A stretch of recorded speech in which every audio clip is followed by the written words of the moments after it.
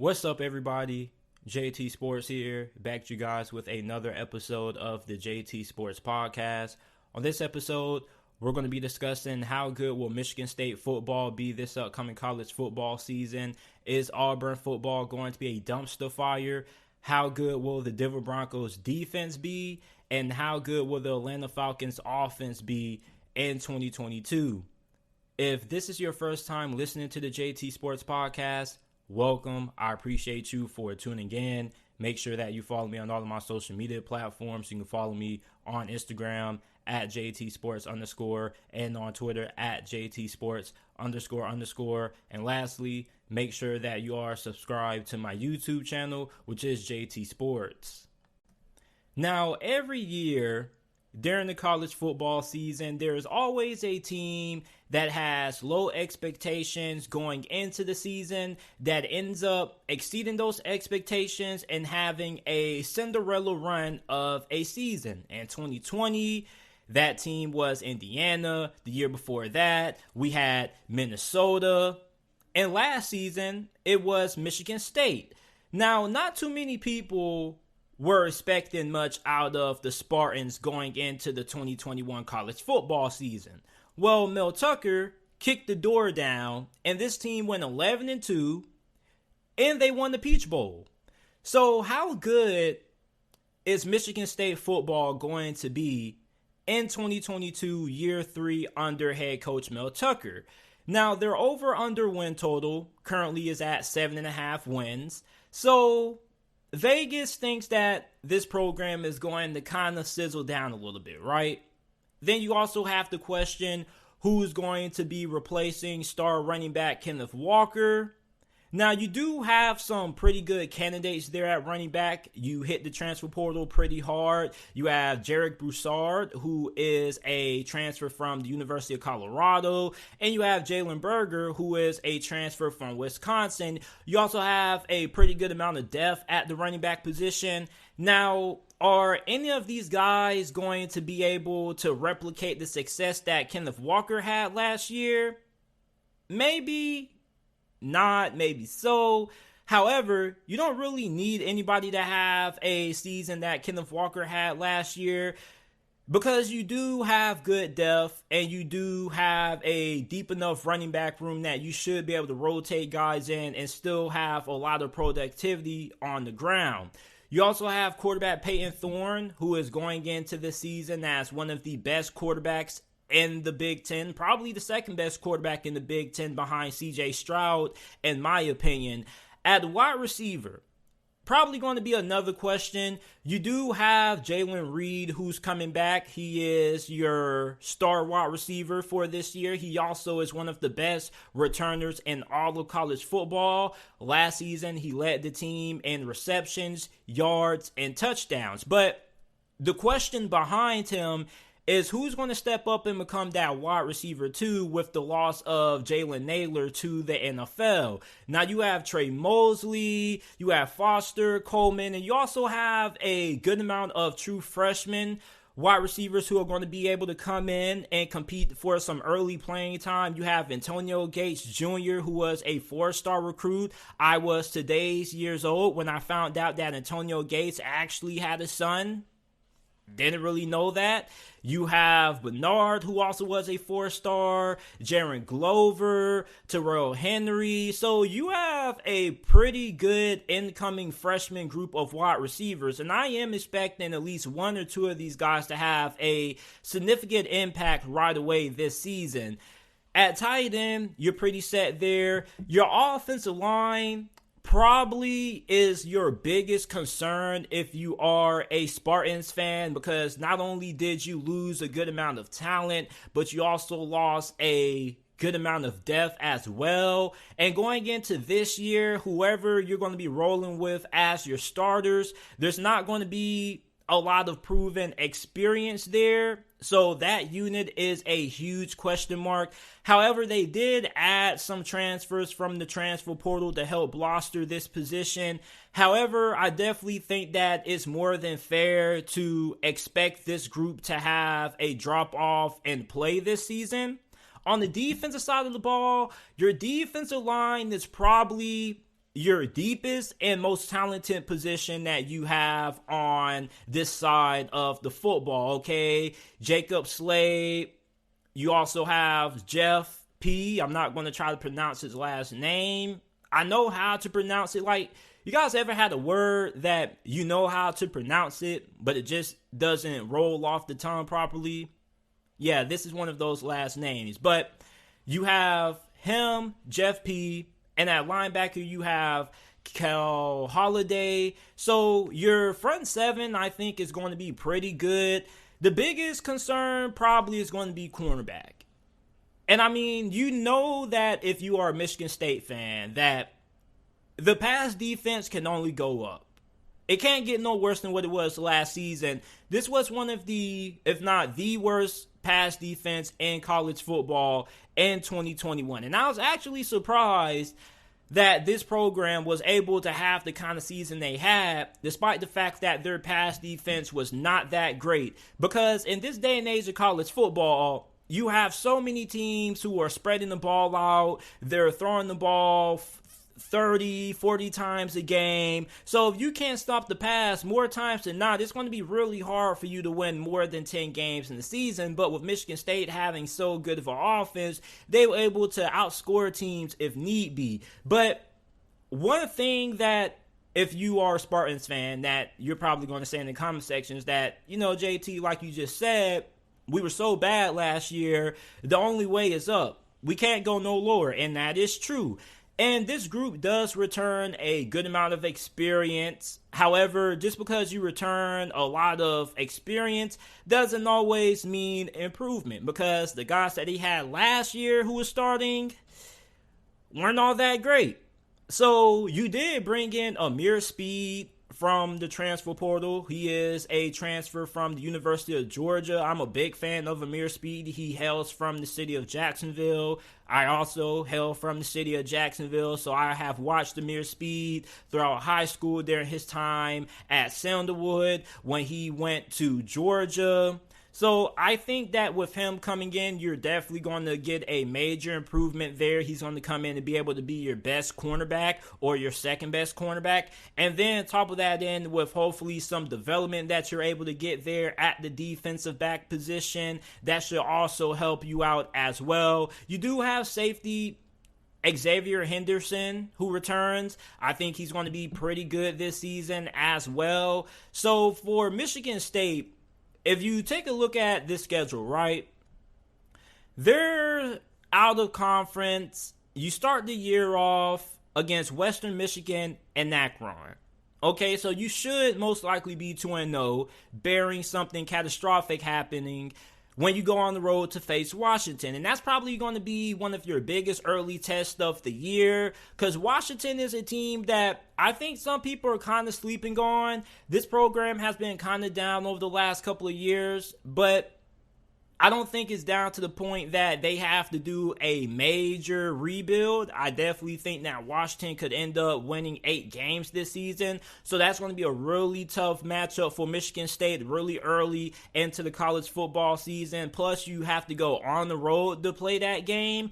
Then you have Minnesota. Minnesota is a tricky team this year. I think Michigan State probably most likely should be able to pull off that win. But then you have to play Maryland. Then you have Ohio State, but you do play them at home, and you do get to play Wisconsin. Also, you don't have to travel on the road to play them. Then you're playing your arch rival Michigan on the road there in Ann Arbor. However, you do get the luxury of playing them. Despite the fact that it's on the road, you're coming off a bye there. And Mel Tucker has had Coach Harbaugh's number.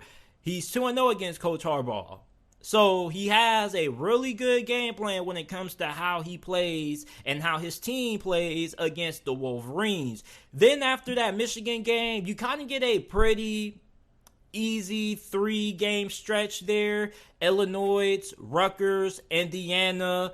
I don't know about Indiana this year. I think that, you know, that team is going to have a lot of fighting spirit considering the fact that they love their head coach. However, that is a program that right now is devoid at a lot of talent and they don't really have great depth there. So that definitely is a pretty winnable 3-game stretch that you have there. Then to end the season, you have to go on the road to play Penn State. That's going to be really tough. So looking at Michigan State, right? When I look at their schedule, I think I could see this team winning 8 games. That's probably where my prediction is going to be.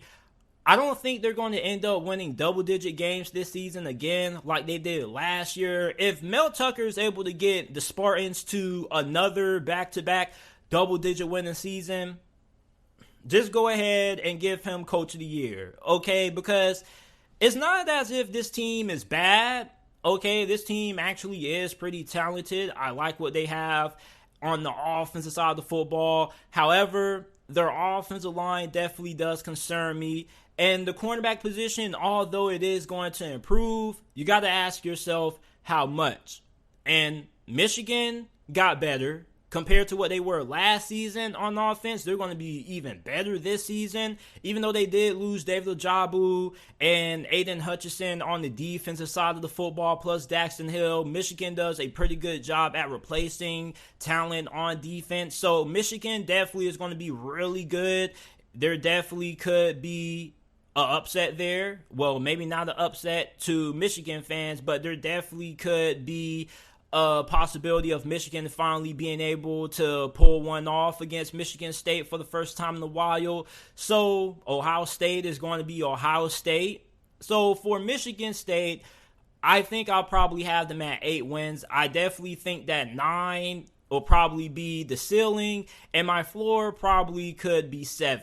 And anything less than 7 kind of would be a surprise to me, just because when you have a quarterback who's pretty talented in Peyton Thorne, normally if you give them a average or above average supporting cast, you should be able to win 7 games at least. And I think with Peyton Thorne having a pretty good group of wide receivers, plus you have a lot of talent and depth at the running back position, I think this offense should be able to have a similar amount of success compared to what they had last year. However, the offense probably won't be as good compared to what they were in 21, simply for the fact that we don't know what we're getting out of the offensive line. And the defense, hopefully the pass rush is very good. That should also help out the secondary as well. So I think that we're going to see Michigan State winning 8 games this season. Definitely going to be a pretty big drop-off compared to the 11-win season that they produced in 2021. But I just think that this is a offensive line unit that definitely has a lot to prove. And overall, this is a Michigan State team that is trying to replace some very good players. So 8 wins is my prediction for the Spartans in 2022. Let's move to the SEC. Auburn, right? So this is a team that many people think is going to be in for a pretty terrible season. Okay, Vegas thinks so. A lot of the fans think so. Bryan Harsin in year 1 went 6-7. And let's take Auburn's 2021 season into context, right? Even though the record says 6-7, there was a time when I believe they were 5-2? And then they ended up going on a little bit of a losing streak. And then they had a really close game against Alabama. But you also got to remember that Bo Nix also got banked up during the latter half of the season. And once Bo Nix got injured, things just completely fell off the wheels for the Tigers. You had TJ Finley back there at quarterback. He was really inaccurate. Couldn't really get anything going. So your wide receivers weren't really all that good. As a matter of fact, Auburn fired their wide receiver coach really early into the season, if I'm not mistaken. So there was a lot going on with Auburn. But despite that, they went 6-7. And this team possibly, if the ball would have bounced in their favor in a couple of their matchups, they possibly could have ended up winning maybe 7-8 games year 1 under Bryan Harsin. Because if you go back and you recall some of those Auburn games, there were really only 2 games that they weren't really all that competitive, and that was against Texas A&M and against Georgia. So other than those 2 games, this was a program that hung around with almost every single team they played against. You go back to that Penn State game, that was a 1-possession loss. You were able to hang around with Alabama, the second best team in college football from last season, which surprised everybody. And then despite that, in the offseason, there's a lot of controversy when it comes to Bryan Harsin. You have boosters or whatever trying to get him fired. And I just kind of feel bad for Bryan Harsin because this is somebody who definitely showed me a lot of promise last year. I know he probably wasn't the best hire in a lot of people's eyes. A lot of people feel that Auburn mishandled the Gus Malzahn firing, and I can understand that. But I kind of feel that Bryan Harsin is put in the box this year, right? It's as if his back is against the wall because I don't really think he's being put in a fair situation because this is a Auburn program that many people feel doesn't have that much talent. And if you feel that way, I kind of got to disagree with you. I think that Auburn is a little bit better than what some people are giving credit for. And we're going to dive into the roster in a little bit, but I still got to talk about this Bryan Harsin situation because it's really strange. It really is. It's not as if he had a bad season last year. As a matter of fact, I thought that year 1 was pretty successful. Had a pretty solid recruiting class. I mean, yeah, you went 6-7. You lost to Houston in your bowl game. But I mean, there were a lot of games that were tightly contested. So I'm not really understanding why we're having this discussion about Bryan Harsin and his job security, but we are. And it's kind of as if, how many games does Bryan Harsin have to win for him to keep his job? Honestly. Because this is just a really odd situation. And I've been watching college football for 10 years. I'm only 20 years old, right? So I haven't really been able to recall a situation like this ever. You get what I'm saying? Now, I know a lot of you older Auburn fans and you older college football fanatics out there are probably going to be able to give me some history lessons down in the comment section, but I just haven't really seen a situation like this, and I kind of feel bad for Bryan Harsin. But one thing about Auburn, and I am able to remember, is that every time it seems as if Auburn is going to be in for a bad season, that's when magically they play some of their best football. It's really odd. But looking at this team, right, their over-under win total is 5.5. But talent-wise, I don't think this team is all that bad. The offensive line should be pretty solid. It has potential to be very good. You have a good amount of experience there, so the offensive line is going to be pretty solid. Wide receiver, Cedric Johnson, Malcolm Johnson Jr., Javarius Johnson there. I think that those are 3 wide receivers who you're going to see a major improvement when it comes to their productivity. And the reason why I feel this way about the wide receiving core is because you bring in a new wide receiver coach and Ike Hillard. Now, I'm really familiar with Ike Hillard because he served on the Pittsburgh Steelers coaching staff as their wide receiver coach, and I am a Steelers fan. And he had a huge contribution when it comes to the development of wide receivers such as Deontay Johnson, Chase Claypool. As a matter of fact, Deontay Johnson is coming off his first ever Pro Bowl appearance. He's in line for a big contract, whether it be with Pittsburgh or elsewhere. Then he also spent time on Washington staff. He helped with the development of Terry McLaurin. So for Auburn, you have a pretty good wide receiver coach. And not only do you have a pretty good one, but you have one that has a proven track record of being able to develop wide receivers. So I think that is only right to expect the wide receiver position to have a major jump up and improvement. Your tight end position also is pretty good as well. The big question when it comes to offense, right? We already know that this is probably going to be the Tank Bigsby show this year. It's going to be Tank Bigsby. Then you're going to have Jaquez Hunter, who comes in every once in a while to give him a little bit of a break. So the offense is going to run through the run game. No pun intended. But who's going to be the guy calling the shots underneath center? You have TJ Finley, Zach Calzada, transfer from Texas A&M, and you have Oregon transfer Robbie Ashford. And now, there isn't really a clear leader in the doghouse. There's people who believe that Zach Calzada is going to end up being the starter. There's people who think that Robbie Ashford is going to end up being the starter. And nobody's even talking about TJ Finley, and I can understand why. Unless he just has a miracle run during fall camp, I don't think he's going to end up being the starter. However, I do think that he has a lot of potential, and I am somebody who is big on potential. So if his accuracy can improve, then yeah, he'll have a huge slice of the pie in this debate. But mainly, many Auburn fans think that's coming down to Zach Calzada and Robbie Ashford. And probably the betting favorite most likely would be Calzada, because this is somebody who had a pretty solid season last year for Texas A&M, considering the fact that he wasn't even slated to be the starting quarterback for the Aggies last year. I believe Haynes King was, and he got injured, and that pretty much inserted Calzada into the starting role. And you look at the performances that he had last year, he was pretty solid. Now, he did have some games where he was off, and when he was off, he was off. But when he was on, he was on.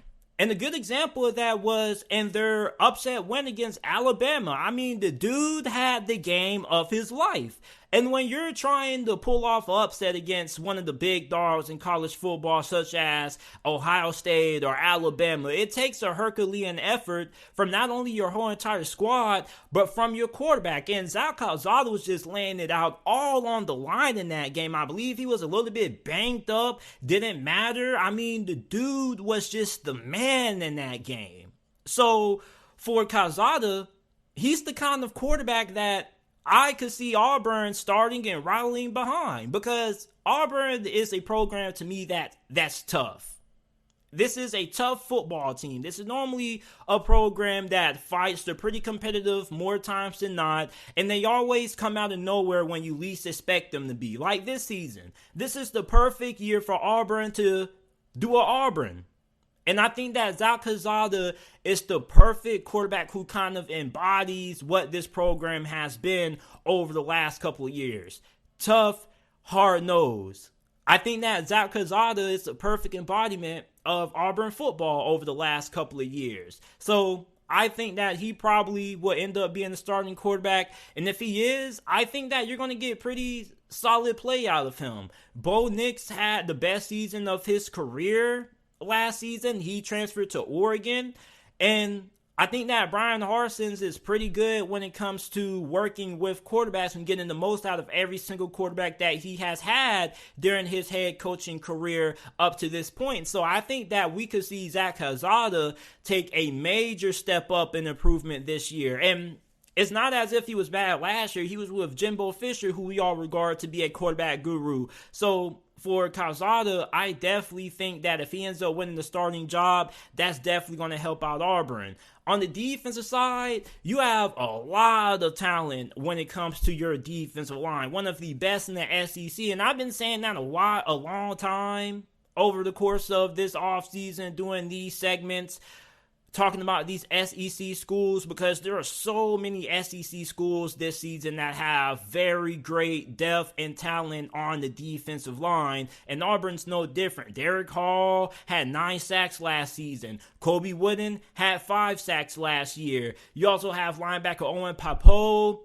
Your cornerback position is a little bit of a concern. Who's going to end up replacing Roger McCreary, who left for the NFL? You do have Oregon transfer DJ James coming off the best season of his career with the Ducks. You also have Pritchard there. So I think that your secondary is also going to be pretty solid. You have Zion Puckett there at safety, one of the better safeties in the SEC this year. So for Auburn, when you look at their schedule isn't the easiest. you do get the luxury of playing Mercer and San Jose State, excuse me.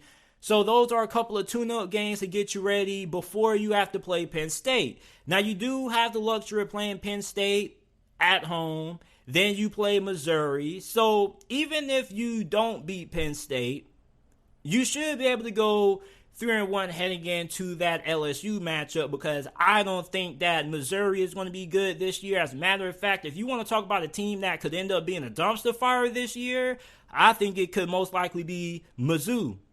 Then you have to play LSU.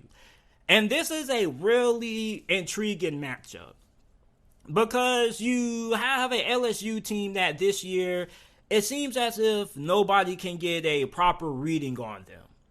It's either they're going to be really good or they're going to win 6 games, maybe 7 at best, depending on how it goes. So that's going to be a really exciting matchup. Then you have to face Georgia. I don't think anybody sees Georgia getting upset by Auburn, especially with it being at Georgia. Then you have to play Ole Miss. So I really think that there's not really too many games that I see on the schedule for Auburn that I don't think that they don't have legitimate chance of being able to win. Outside of Arkansas and Alabama and Georgia, that's pretty much about it. So for me, I kind of think that they could end up winning maybe 8-9 games. And I know 9 games may seem as if I'm jumping for the ceiling, but, you know, this is a program that always plays their best when it seems as if they're down. It seems as if when the world counts out Auburn football, that's when Auburn football just jumps out and just surprises everybody. And I know that happened when they had the Gus Bus, and maybe that won't happen under Bryan Harsin, but you know, I'm kind of rooting for Bryan Harsin, so I'm not even going to lie, I'm just a little bit biased. Not fully biased, but I'm just a tad bit biased, because, I mean, I don't really feel Bryan Harsin is in a fair situation. And I really want to see him succeed. I'm somebody who roots for the underdog. And I think that Bryan Harsin's, if you were looking for a team to rally behind this year, or not even a team, if you're just looking for a head coach to rally behind, it probably would be Bryan Harsin's, man, because I feel he's in a lose-lose situation. And the only way that this situation is going to end up being in his favor with him staying as the head coach of this program for the foreseeable future is if Auburn's able to win 7 or more games this year. So the over-under's at 5.5. I think they're going to kick that down, and I think that they're going to have a solid season or a fantastic season when you consider the expectations that people have. I think that they're going to end up winning either 8 or 9 games this year. So let me know how you guys feel about Auburn football down in the comment section down below. Do you guys feel that Auburn could end up shocking the world this year? Let me know down in the comment section down below if you're listening to the podcast on YouTube. Also, remember that you can check out the JT Sports Podcast on every single podcasting platform. Every video that's uploaded on the channel is available in audio format on podcasting platforms such as Apple, Spotify, and Google Podcasts. Wherever you get your podcasts from, the JT Sports Podcast is available. In 2021, the Denver Broncos had one of the best defenses in the NFL. They were second in points per game allowed with 18.9. And they were 9th in the NFL in yards per game allowed, only giving up 326.1 yards per game. But with the departure or the firing of former head coach Vic Fangio, how good is this defense going to be without him? Well, it probably was the best thing for Denver to go ahead and get somebody who was from his coaching tree. Their new defensive coordinator, I'm not going to try to pronounce his name. It's just one of those names that I know how to pronounce. It just doesn't roll off the tongue right. So don't get upset at me. Get mad at the public school system in Florida that has failed me for my inability to properly be able to pronounce certain words. But we're just going to call him Coach EJ, because that's what the majority of the Denver Broncos players refer to him as. So Coach EJ it is. So Coach EJ has spent time on the Rams coaching staff over the last couple of seasons. He also has spent time under Vic Fangio on his staff when he was with the 49ers. So the scheme and defense will not be all that different, which is a plus. There have been a couple of Denver Broncos players who have spoke out about this, saying that the terminology is just slightly different and the verbiage, but from the play calling and the schematic side of things haven't really changed all that much. So with the defense pretty much staying the same, it's only right to expect that the defense should still be able to have the success that they had last season. Now, one thing that we do have to also take into account is that, the play calling might be a little bit different. So just because that the defense isn't really changing too much, we still have to see just how good of a play caller Coach EJ is. But I think it's fair to assume that this defense definitely should be able to pick up from where it left off last year. If anything, it just should just see a slight reduction in productivity. My biggest question is going to be, is the third down defense going to improve? And when you're talking about the third down defense, you have to ask yourself, how good is your team at getting pressure on the quarterback, right? Because the majority of teams who are good at getting off the field on third down are able to get consistent pressure on the quarterback. Last year, Denver was 28th in the NFL in third down defense. They allowed teams to convert on third down 44.89% of the time. And they were 18th in sacks per game. Now, when you look at some of the teams that were really good at getting off the field on third down, such as the Pittsburgh Steelers, the Minnesota Vikings, the Rams, and the Titans, one thing that they all had in common was that they were top 5 in the NFL in sacks per game. So if you can get consistent pressure on the QB, more times than not, you're going to be really good at getting off the field in third down situations, because most of the time, teams in third down situations are put in obvious passing situations. You're either in third and medium or third and long situations, which is probably either 3rd and 6 or maybe 3rd and 8 is probably the league average there. So for this to improve, you're banking on Bradley Chubb being able to stay healthy. If Bradley Chubb can stay healthy, that's going to help out. You also signed former Dallas Cowboys pass rusher Randy Gregory. You do have Draymond Jones, who is coming off a 5.5 sack performance from 2021. And then that leads me to my next question is, can Randy Gregory become a double-digit pass rusher, a double-digit sack pass rusher, I should add? Because during his time in Dallas, we've only really seen him have more than 6 sacks. Never. That pretty much has been his career high. Now, last year, you probably could make the argument and say that, well, JT, he only played in 12 games, so if he would have played the whole entire season, he probably would have came close to having 10 sacks, which I can understand that. But if you're paying somebody this kind of money, you're expecting not only a double-digit sack guy, but you're also expecting somebody who is basically Pro Bowl caliber. Also, what is the depth that Denver has? Because with the injury history of Bradley Chubb, you definitely don't want to handcuff yourself to him, and we all can't predict injuries. However, when you have somebody that does have a tendency of being able to get injured more times than not, you definitely would love to have a solid backup just in case. So where's the depth there at the pass rush position is my question. I'm not saying that they don't have it. I'm just wondering, where is it? At cornerback, your secondary is pretty good. Patrick Surtain probably was the best rookie cornerback in the NFL last year. It's only right to expect him to continue to improve. He'll probably end up becoming a top 5 cornerback this season. You got Ronald Darby there. Kawan Williams is slated to be your starting slot corner this year. So I think your cornerback position is pretty okay. Even though I felt I would have liked for Denver to upgrade a little bit when it came from Ronald Darby. I don't think he's bad, but I kind of would have loved them to pair Patrick Surtain up with another good corner. But I don't think their cornerback position is too bad. I think it's pretty solid. Safety, you bring back Kareem Jackson. You have Justin Simmons there. So that's a really good safety tandem.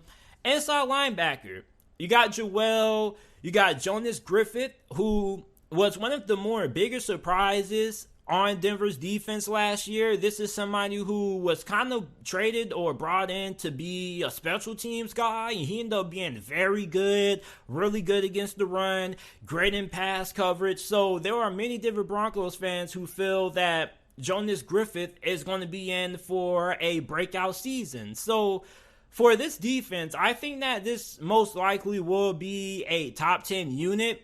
And this defense is going to be better than what it was last season, simply for the fact that the offense last year wasn't great. It wasn't bad, but it wasn't great, as I mentioned in my Broncos offensive breakdown. Make sure that you guys go ahead and check out that segment. But the offense has some times where it really couldn't get anything going. And when you have that, and I say this all the time, it's getting kind of redundant, but I have to keep on reinstilling this to people.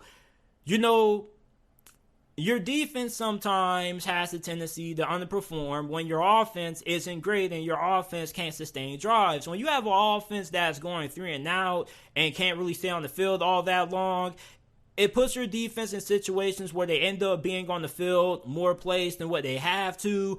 And when your defense is on the field for more plays, guys get tired, they get gassed, and that's how you end up giving up big plays.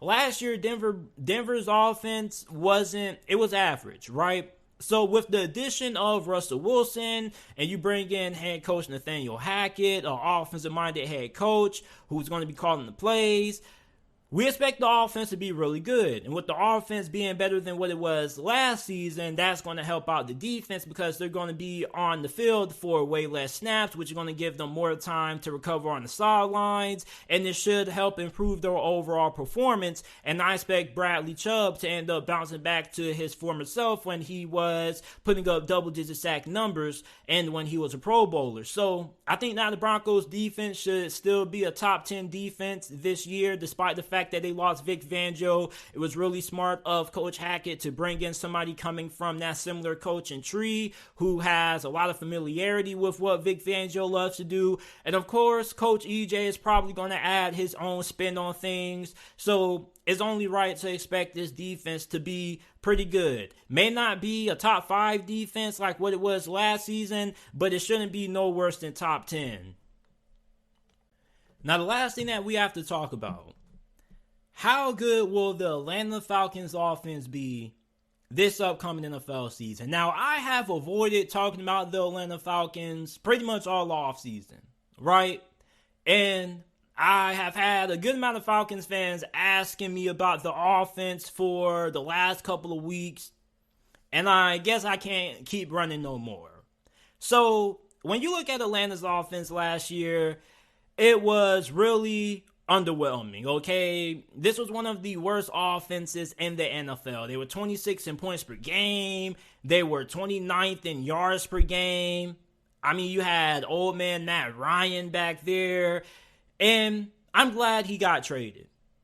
And the reason why I'm glad he got traded is because he was in an unfair situation that somebody of his age and his stature should never be in at that point of his career. Matt Ryan deserved to go somewhere where he has a chance to compete for a Super Bowl. So I'm glad that he got shipped off to Indianapolis, and I'm pretty sure Falcons fans were more than ready to part ways with Matt Ryan, even though there were a couple of Falcons fans, I'm pretty sure, who shed a tear, because I feel that Matt Ryan was kind of underappreciated in a sense. I think that many people gloss over the success and how good Matt Ryan was with the Falcons simply for the fact that he was never able to win the big one, which is ultimately what is, a lot of people's eyes, the end-all be-all for you. And even though Matt Ryan never won a Super Bowl, he was still one of the better quarterbacks in the NFL for well over a decade. I would consider him a top 7 quarterback for the past decade. He was really good in my opinion. But now you move on from Matt Ryan, and you're ushering in the Marcus Mariota / Desmond Ridder era, right? Now, we don't know who's going to end up starting. If you guys haven't seen, really early, back in May, I did a segment on the Atlanta Falcons quarterback battle, and my pick was Desmond Ridder. And when it comes to Desmond Ridder, there are a lot of mixed reviews about him. There are people who say that he's not ready to start day one, but there are also people coming out during the NFL draft who were saying that Desmond Ridder was the most pro-ready quarterback in the NFL draft. So I don't really know what to make of Desmond Ridder when it comes to the media perception about him. But from what I've seen from Desmond Ridder on film, I definitely see a quarterback who's more than capable of being able to start week one for this team. You have a quarterback that has pretty good decision making, a really good arm, and also has a lot of mobility. He ran a 4.52 or 4.5 something during this past year's NFL Combine, so he has a lot of athleticism. The knock on Desmond Ridder is that he's really streaky. And when I say streaky, I mean that there are times when he can go hot and cold during games. There were a good amount of times last season for Cincinnati that Desmond Ridder was really inaccurate at times. And if he starts the game inaccurate, he has a high chance of finishing the game off on the high note. He doesn't have consistent performances during games. His play in games can dwindle sometimes. Sometimes he can play really good, and then he can have stretches where he just flips the switch and he just goes ice cold. So you're hoping that he can be more consistent at the NFL level. Now, he's been getting a lot of rave reviews coming out of minicamp, but every quarterback's been getting rave reviews out of minicamp. I mean, the Patriots are hyping up Mac Jones to be the next coming of Jesus. But I think that Desmond Ridder could end up winning the starting job. He is my pick to win it. However, you do have Marcus Mariota. Now, it's been a while since Marcus Mariota has been the starting quarterback in the NFL. However, he's been one of the best backup options, so I'm glad that we finally have an opportunity to see him fighting for the shot at being the starting quarterback for Atlanta this year. And I don't think Mariota was ever a bad quarterback during his time in Tennessee. His first couple of seasons went pretty well, but the thing with Mariota is that injuries started to catch up with him. He couldn't stay healthy, and that's kind of what derailed his career, because many people forget that Marcus Mariota won a playoff game. And it was actually a playoff game that he led Tennessee in the comeback effort from behind. So for Mariota, you have a lot of experience. You have somebody that has won in this league. He's won a playoff game. So for him, you have to wonder how good the supporting cast is around him, right? And that's really where we get to the meat of the problems for the Atlanta Falcons. You look at the offensive line. Outside of left tackle Jake Matthews and right guard Chris Lindstrom, the Falcons' offensive line is pretty rough. Jalen Mayfield wasn't good last year, and in many people's eyes, he was one of the worst offensive linemen in the NFL. Not just one of the worst offensive guards in the league, but he was one of the worst offensive linemen in the whole entire league. So we knew when he was coming out of college that he was going to be more of a project player. So, of course, he was going to struggle last season. But you are looking to see how much he's going to improve this season. Now, if Jalen Mayfield can just be at least if he can just be 2 times better than what he was last season, that's major improvement. And if he ends up having a Pro Bowl caliber season, then he definitely should be the most improved player in the NFL. So, for Jalen Mayfield, his 2021 campaign was really underwhelming. And we don't really know how much he's going to develop this season. Now, of course, if you're a Falcons fan, you're going to say that Jalen Mayfield's going to develop because you're a Falcons fan. You're biased. So, of course, you're going to be optimistic about him. But for somebody who's not a Falcons fan that doesn't have no biases towards this team, I think that's going to be pretty rough seeing Jalen Mayfield take a lot of steps in improvement. Because offensive guard is one of those impact positions, right? It's one of those positions that you draft and it doesn't really take long to get high production out of there. So I think that this is a really big year for Jalen Mayfield, because if he struggles again this season, he'll probably end up being the backup next year. Then when you look at center, I think that Matt Hennessy really is just a backup at best. I don't really think that he's a great starter. So your center position isn't really all that great, and that's really important. I don't think a lot of people realize how important it is to have a good center in the NFL. When you look at some of the best offensive lines that we have right now, they all have great centers. The center is the quarterback of the offensive line. He's somebody who helps get everybody in check. He's calling out, he's pretty much quarterbacking the O-line in a sense. So if you don't have a good center, 9 times out of 10, your offensive line is not going to be that great. He's the communicator. He is the enforcer. He's the sheriff. So the center position doesn't give me a lot of hope. And Caleb McGarry, he's a solid run blocker, but if his pass protection continues to be shaky, then you're probably going to have to end up moving on from him. Now, you did bring in Jermaine Ifedi there, who is supposed to be competing with Caleb McGarry for that starting right tackle spot.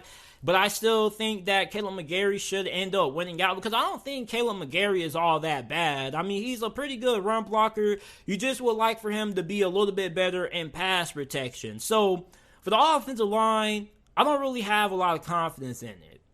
And if the Falcons' offense is going to be good this year, it's all going to start with the big boys up front. You're going to need more than just Chris Lindstrom and Jake Matthews. You're going to need Jalen Mayfield. I think Jalen Mayfield probably is going to be one of the biggest keys, because if he can improve, this offensive line is going to be 3 times better than what it was last year, because he was really the Achilles heel of the O-line. Now, Matt Hennessy, you definitely do need him to step up his play. You definitely do need him to play at a really high level, because as I mentioned earlier, all of the great offensive lines in the NFL, they all start at the center position. So if you're not getting good play out of your center, you're not getting good play out of the majority of your starters on the O-line.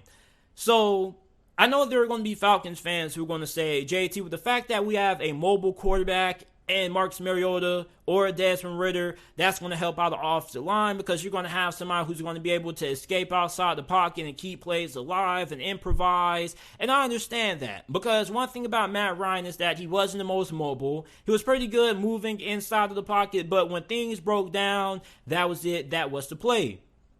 However, a lot of people have this misconception that just because you have a quarterback that's a good athlete and can run around and extend plays, that's going to help out the offensive line. And that is far from the truth, my friend. If you believe that, then you are sadly misled and mistaken. You better go back and look at how many times Deshaun Watson was sacked during his time with the Houston Texans. And just look at Russell Wilson. Russell Wilson has been, the most sacked quarterback in the NFL for over a decade. And he's probably one of the most elusive quarterbacks that we have in this league. So just because you have a quarterback that's good at standing plays and can break the pocket when things break down, doesn't mean that's going to improve your offensive line.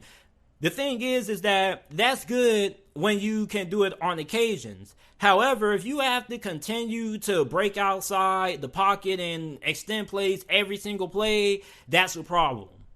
And it's not going to win you a lot of games when you're facing teams such as the Tampa Bay Buccaneers and the New Orleans Saints that are inside your division. You're going to have solid offensive line play if you're even going to have a shot at shocking the world this year and being able to have more success than what you had last year on the offense. So I think the biggest key to the offense really is going to be the offensive line.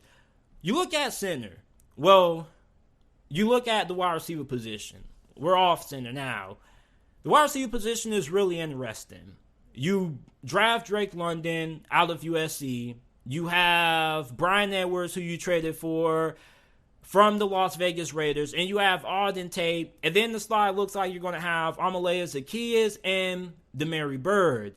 So the wide receiver position isn't all that great. You do have a lot of young players that have a lot of potential. I think that Drake London could end up being a beast. And after we saw the season that Jamar Chase had, Justin Jefferson, these rookie wide receivers over the last couple of years have been coming in and they've been going off right away. And for Falcons fans, there are many that have high expectations for Drake London, and rightfully so. So if you're one of those Falcons fans that are going to come in and say, man, we got to give Drake London some time, we shouldn't be putting all this pressure on him, stop talking. We have wide receivers coming in that are breaking records, setting records, doing all kinds of crazy stuff nowadays. So for Drake London, if you're a Falcons fan, you have every right to expect him to be over 1,000 yards or more this year. If you draft a wide receiver in the top 10, you're expecting him to immediately become one of the better wide receivers at his position. He doesn't have to be top 5. He doesn't have to be Jamar Chase or Justin Jefferson, what they were in his rookie season, but you at least are expecting him to be Devontae Smith. Devontae Smith was really good last year. He just kept getting overthrown by Jalen Hurts more times than not. So I like Drake London. My question is that I don't really think that he creates a lot of separation on his routes. And I definitely think that his route running needs a little bit of some refinement. And that's the same thing that can be said for pretty much all of the outside receivers on Atlanta's roster. Bryan Edwards, if you listen to any Las Vegas Raiders fan, after the trade, they said that they were sad to see him go. They actually wanted him to get another shot, but many people would say that Bryan Edwards struggled to create separation on his routes. This was somebody who was a 50-50 ball maestro, I pretty much call him. And the reason for that can be a positive and a negative. If you're good at being able to catch 50-50 balls, that means you're really physical. You're really good at being able to win those one-on-ones outside. However, the downside of that is that if you always have to end up catching 50-50 balls, that probably means that you're not all that great at creating separation. You don't have great long speed downfield. So for Bryan Edwards, inside of this offense, you're going to have to need him to improve his ability to create separation, because Marcus Mariota isn't really the greatest quarterback when it comes to throwing the football downfield. I think that he's more better in the short and intermediate range. So for Bryan Edwards, I think that if you're going to see him end up reaching his potential, he has to improve his ability to get off the line, and he has to improve his ability to create separation from these cornerbacks. You have Auburn Tigers. Auburn Tigers is somebody that kind of was held back by Cincinnati simply for the fact that they had so much talent at wide receiver. He's also a physical, big body wide receiver that can get those 50-50 balls, but as the problem with the other wide receivers is that you don't know how good he is when it comes to creating separation. So for these wide receivers, outside of Drake London, Bryan Edwards, Auburn Tigers, they're not the greatest athletes. So they have to get better when it comes to route running and how they release off the line. You look at slot, I like Amalea Zaccheaus. I think that he is a pretty okay option to have in the slot. I've been watching him from his time in Virginia. I'm rooting for him.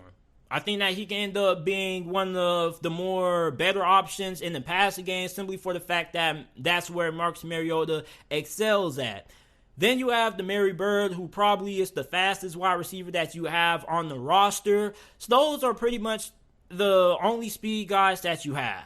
And that's another thing that a lot of people have criticized about the Falcons offense is that they don't have that much speed downfield. So this is really an offense that's going to be predicated on running the football, setting up play action, and trying to get those one-on-ones downfield. Now, you do have Kyle Pitts, who is coming off the greatest rookie season that we may have ever seen out of a rookie tight end.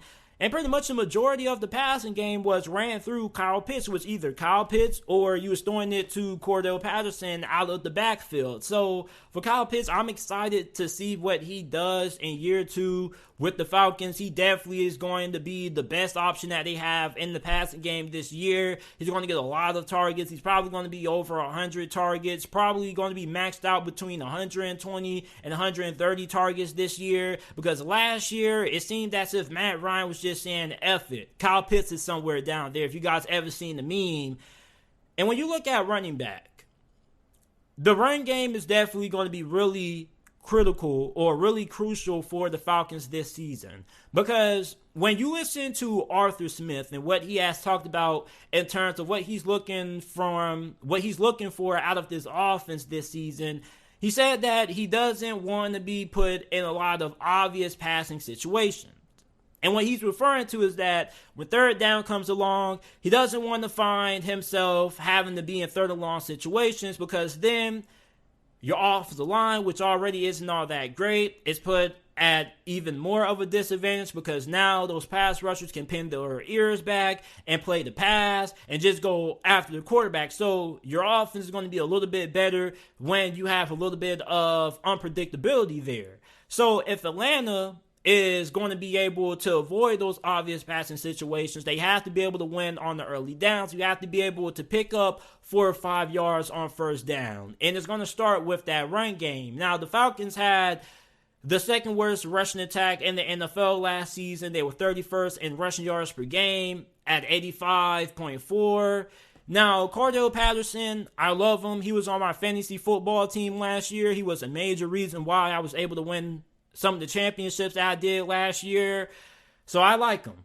And even though he isn't really a full-fledged running back, I like what he brings from the Falcons from a schematic standpoint, with the fact that he's kind of a big mismatch for most linebackers, because you don't really see too many running backs that are as good as running routes from the running back position, such as Cordell Patterson, having that wide receiver background. So he's going to be a weapon. He still is going to get the most plays out of any running back in this room, simply for the fact that he's probably their best third down option just because he has the best hands.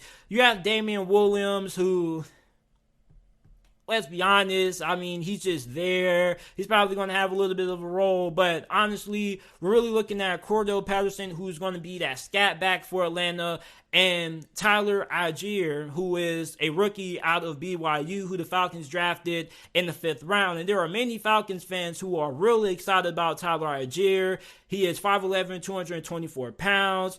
Even though he doesn't have great speed, he ran a 4.6 during his 40-yard dash at the NFL Combine.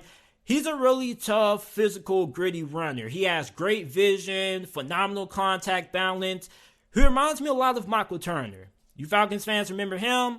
A lot of similarities to Michael Turner. Tough, can churn out those tough yards. He's going to be their short yardage back in goal line situations or in 3rd and inches situation. If there's going to be a short yardage package that Atlanta's going to implement this year, Tyler Algier is going to be part of it. Now, he needs to improve his pass blocking, and he needs to become better when it comes to catching the football out of the backfield if he's going to become the Falcons' full 3-down back.